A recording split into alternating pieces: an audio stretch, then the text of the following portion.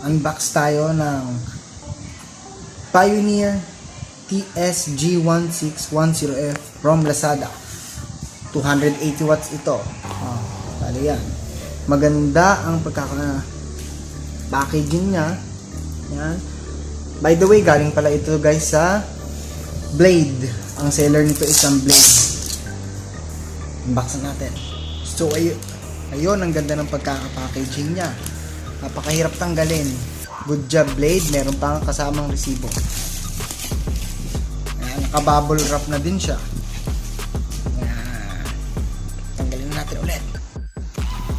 So ayun. Ang price niya is 1199. Ayan. Pioneer. Meron din siyang ganito. Ano siya kung yun yung nagpapatunay na original. Hindi ko sure. Na, buksan na natin.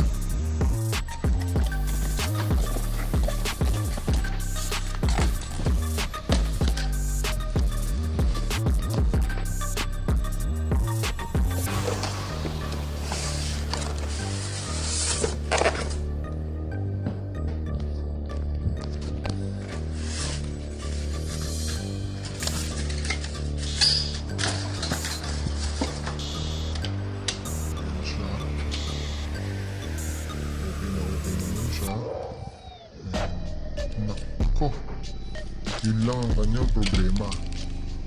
Ang close niya is ito. Kita niya yan?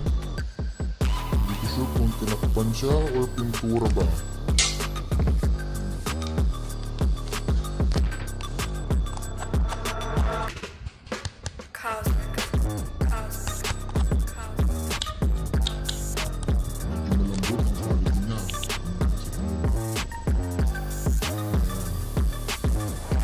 Tignan natin kung ito yung 40 watts na umunay niya. Pwede siya sa mga ano niya. Now, it's time to test it.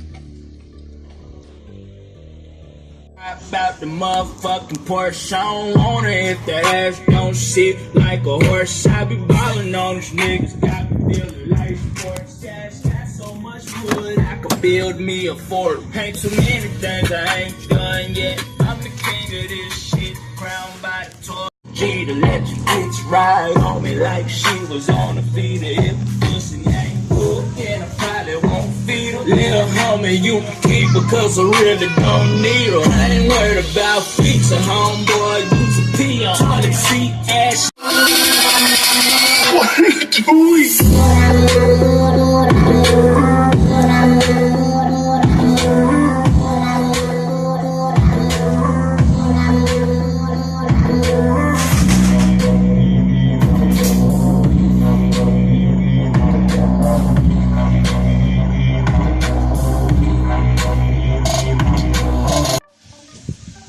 Review natin sa TS-G1610F.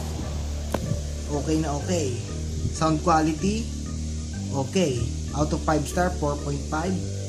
And sa price, okay na okay din. Napaka budget meal, 1,250 pesos kasama ang shipping free. So, okay din to. Siguro lagyan ng amplifier. Bale, dun sa last na clip na pinakita ko na may tunog, Soundtest, binuksan ko yung likod nung kasi meron akong 3-way na speaker doon na pinampalit ko sa rear speaker ko. Then next week mag-update ako guys ng may amplifier kung anong tunog niya. I-fade ko siya sa harap lang para malaman natin yung 40 watts nominal niya kung gaano kalakas at ka-clear pag may amplifier.